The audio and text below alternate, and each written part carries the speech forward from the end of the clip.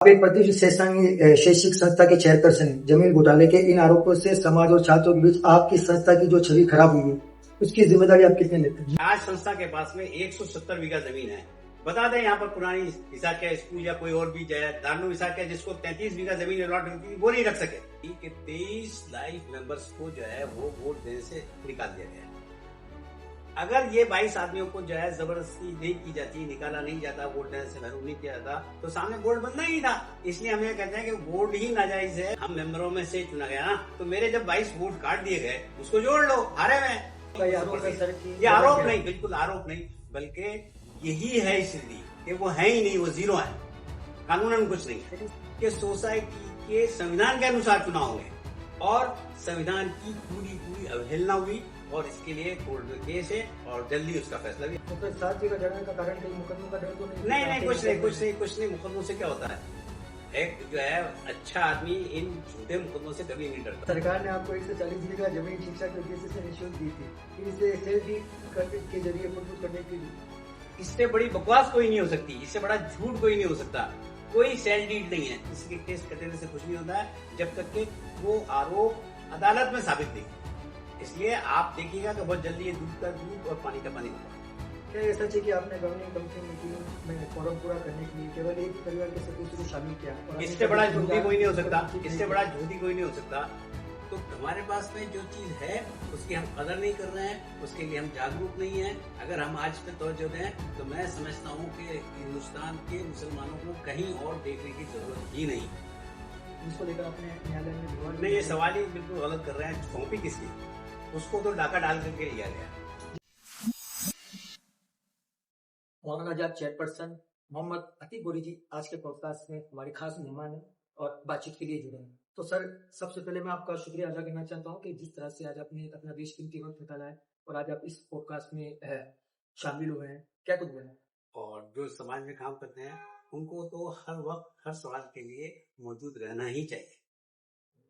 जी sir, आज बहुत सारे मेरे सवाल रहेंगे आरोपों को लेकर, कथित आरोपों को लेकर, किस तरह से यूनिवर्सिटी यहाँ तक पहुंची है, स्कूल का निर्माण हुआ, एक लंबा सफर रहा है आपका। सर, लंबे समय से आपका नाता शिक्षा जगत से रहा है।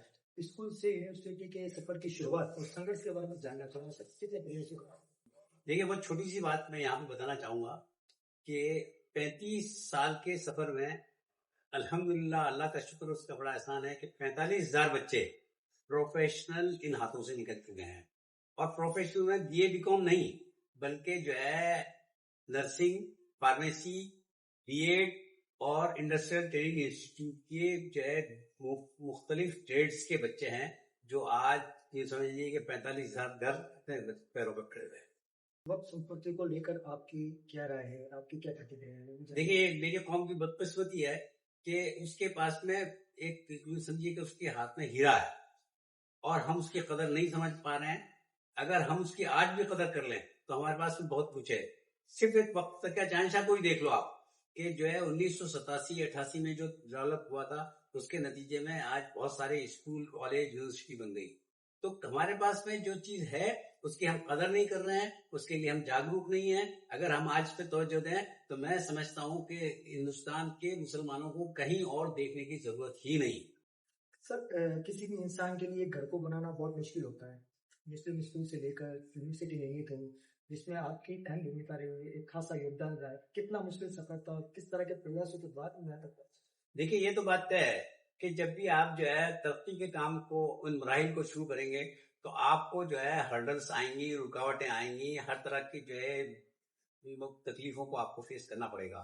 वही काम इस सफर में भी रहा। लेकिन अल्लाह का शुक्र है कि जब अल्लाह को ये मंजूर हो गई, इसको कामयाबी होनी है, तो मैं समझता हूँ कि इस मिल्लत के लिए बड़ी बात है कि 35 साल का सफर जो है एक यूनिवर्सिटी में कन्वर्ट हुआ और आज के वक्त में इस पूरे कैंपस में मिला करके यूनिवर्सिटी और मास मुस्लिम स्कूल कैंपस में 14,000 बच्चे अध्ययनरत हैं। ये अपने आप में एक बड़ा मुकाम है। सर, इस सफर में आपके साथियों का किस तरह से योगदान रहा है? क्योंकि यहाँ तक पहुंचने में एक इंसान इतना आगे नहीं पहुंच सकता है, संभव भी नहीं है, मुमकिन नहीं है। तो साथियों का कितना योगदान रहा है? अभी कितने साथी साथ? कहावत मशहूर है ना, एक जना भाड़ नहीं जोड़ सकता, मिलकर ही काम होता है। और उसमें जो है कुछ लोग बहुत एक्टिव होते हैं, कुछ लोग जो है वो साइलेंट मोड में होते हैं, लेकिन ये काम हमेशा सामूहिक होता है। और मुझे हमेशा इस बात के लिए जो है वो शुक्र अदा करना चाहिए कि मुझे साथी ऐसे मिले कि जिससे उन्होंने मेरे को महमीज दी, मेरे काम करने के तरीके के साथ मेरा ताउन किया।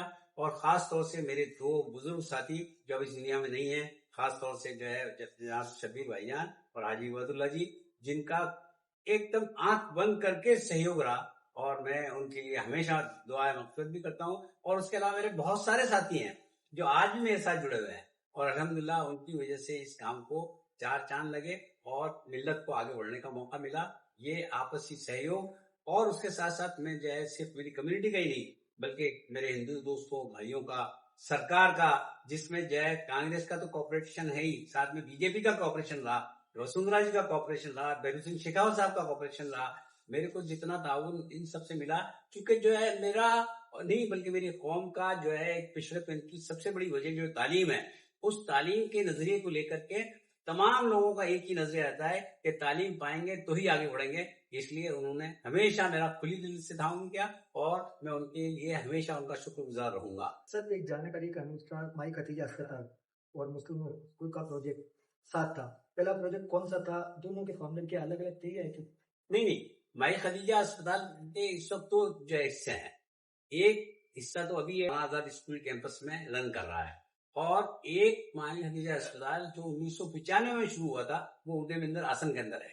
वो पहले शुरू हुआ था, और जाहिर बात है कि जब तरक्की की मंजिलें तय होनी शुरू हुई तो एक बड़े अस्पताल की जरूरत पड़ी, तो फिर जो है यहाँ मुस्लिम स्कूल कैंपस के अंदर जो है दूसरा एक माई खदीजा अस्पताल शुरू किया गया, जो 100 बेड का अस्पताल है, और जहाँ आधुनिक फैसिलिटी मौजूद है। और सबसे बड़ी बात यह है कि उसको जो है वो नेक मिला हुआ है, एक्रेडिटेशन है, यानी गवर्नमेंट की तमाम स्कीमें उसके ऊपर लागू हुआ है। आपका भी एक आरोप रहा है कि आपके वोटों को काटा गया, छल गबन से मुस्लिम स्कूल की जिम्मेदारी आपको नहीं देकर दूसरे ग्रुप को सौंपी, जिसको लेकर आपने न्यायालय में विवाद। नहीं, ये सवाल ही बिल्कुल गलत कर रहे हैं। सौंपी किसकी?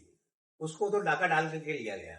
जी, आपका ये आरोप रहा है। नहीं, मैं आरोप नहीं, बिल्कुल जो चीज आरोप नहीं है, बल्कि ये सही बात है कि आप चुनाव जो है सहमत नहीं कि हाईकोर्ट ने जब चुनाव के लिए कहा, और हम सब चुनाव के लिए एग्री हुए, जब चुनाव अधिकारी की नियुक्ति हुई, तो सबसे पहले जो है ये हरकत की गई कि 23 लाइफ मेंबर्स को जो है वो वोट देने से निकाल दिया गया। उसके नतीजे में आप देख लीजिए कि जो रिजल्ट है कि हमारे जो है वो जो है तरफ के जो मेंबर है वो 9 जीते, उधर से जो है वो 12 जीते। उन 12 मेंबरों के और बाकी जो 12 हारने वाले हैं, सिर्फ 2 वोट का फर्क है। अगर ये 22 आदमियों को जो है जबरदस्ती नहीं की जाती, निकाला नहीं जाता, वोट देने से महरूम नहीं किया जाता, तो सामने वोट बनना ही था। इसलिए हम ये कहते हैं कि वोट ही नाजायज है, वो है ही नहीं, गवर्निंग काउंसिल। तो आपका ये आरोप है सर कि ये आरोप नहीं, बिल्कुल आरोप नहीं, बल्कि यही है स्थिति कि वो है ही नहीं, वो जीरो है, कानूनन कुछ नहीं है। लेकिन सर, मुस्लिम स्कूल के नियम अनुसार सदस्यों के वोटों के आधार पर और चुनाव प्रणाली के आधार पर दूसरे ग्रुप को नियुक्त किया गया। इससे आपको क्या? किसने नियुक्त किया?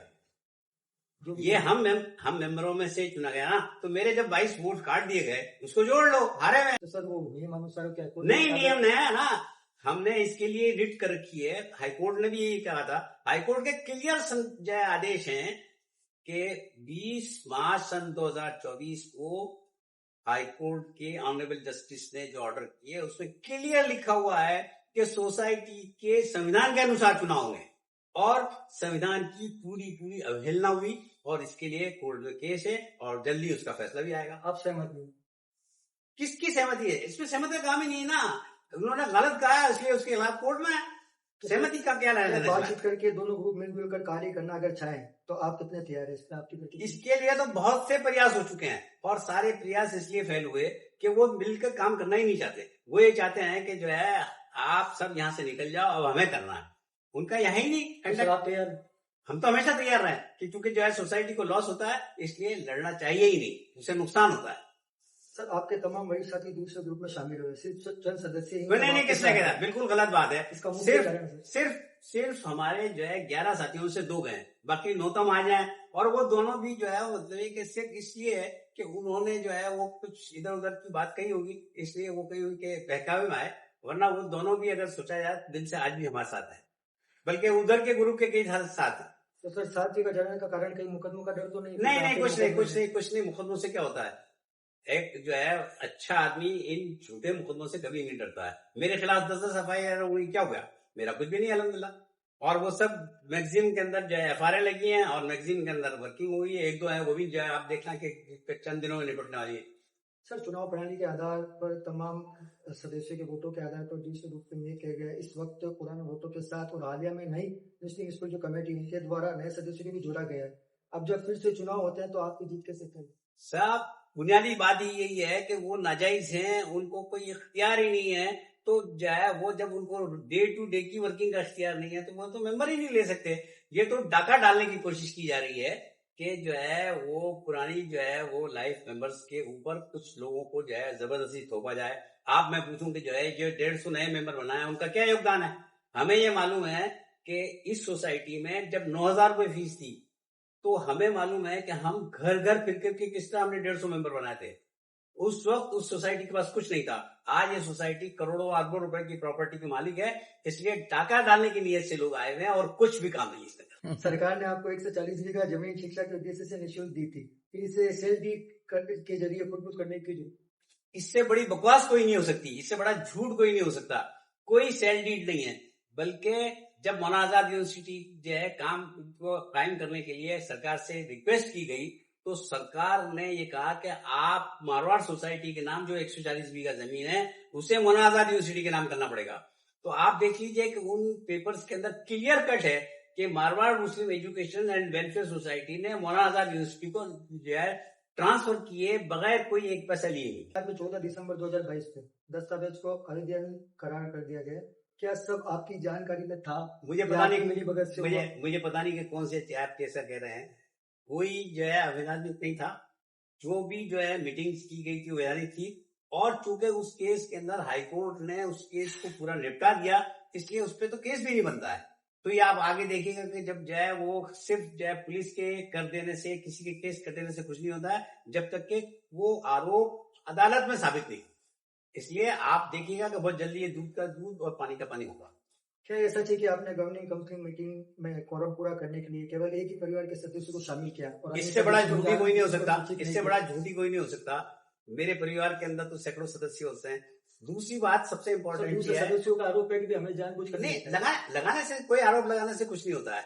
आप देखिए कि 2009 में जब हम मेंबरशिप के लिए कोशिश कर रहे थे तो मुझे, हमारे शबीर भाईजान को, हमारे इबादुल्लाह जी को, पुराने लोगों को कितनी मेहनत से सिर्फ 150 मेंबर हमें मिले थे। उस वक्त 9,000 रुपए की वैल्यू लगती थी।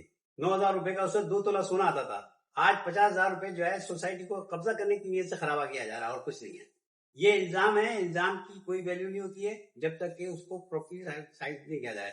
और दूसरी बात यह कि कहीं पे भी ये संविधान में, सोसाइटी में कहीं पे भी नहीं लिखा हुआ है कि मेरा बेटा मेंबर नहीं बन सकता, आपका भाई मेंबर नहीं बन सकता, उसकी माँ मेंबर नहीं बन सकती। ये कहां से लाए? आज भी बनाया ना, आज भी जो है नूर जी के खानदान के जो है 14-15 मेंबर है, नौशाद के जो है 14-15 मेंबर है ना। सारे मेंबरों को आप जो है 150 का जब एनालिसिस करेंगे ना, वो सब एक दूसरे के बाप भाई बहन बीवी है। आप एक प्रतिष्ठित शैक्षिक संस्था के चेयरपर्सन हैं। जमीन घोटाले के इन आरोपों से समाज और छात्रों के बीच आपकी संस्था की जो छवि खराब हुई, उसकी जिम्मेदारी आप कितने लेते हैं? बिल्कुल गलत है।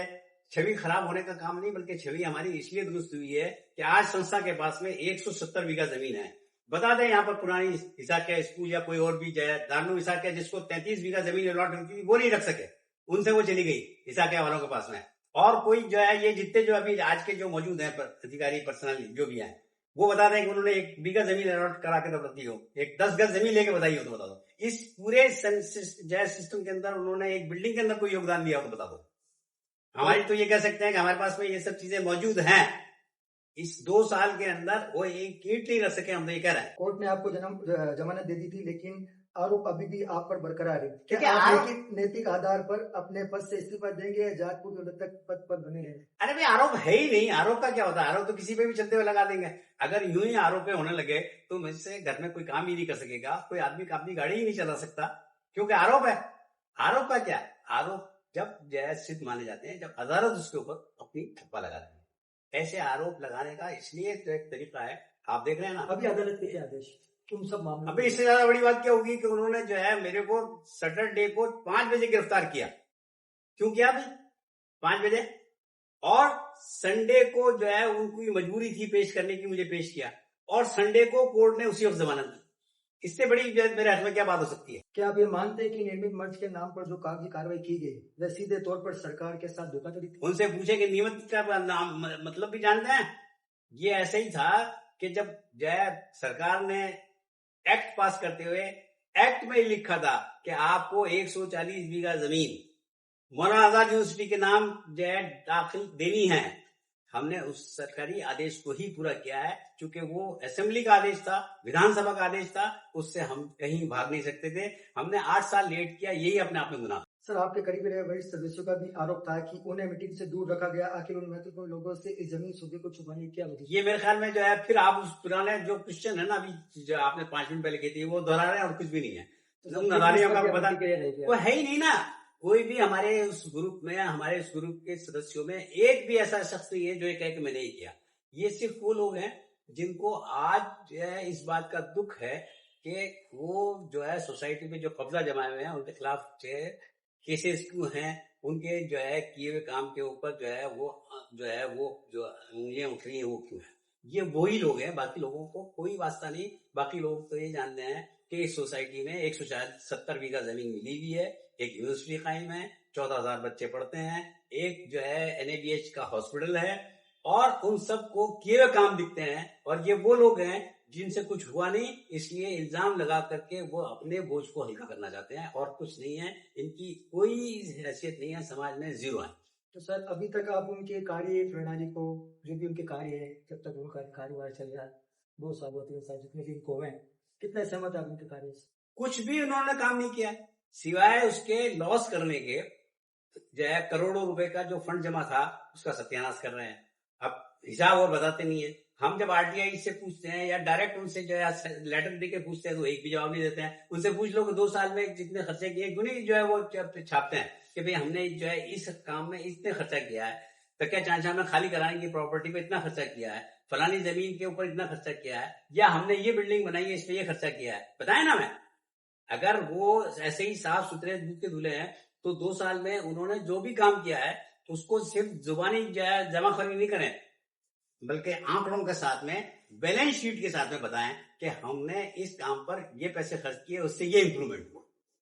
सर, आपका बहुत शुक्रिया। आपने इस पॉडकास्ट के माध्यम से जो तमाम सवाल थे उन सभी का बखूबी जवाब दिया।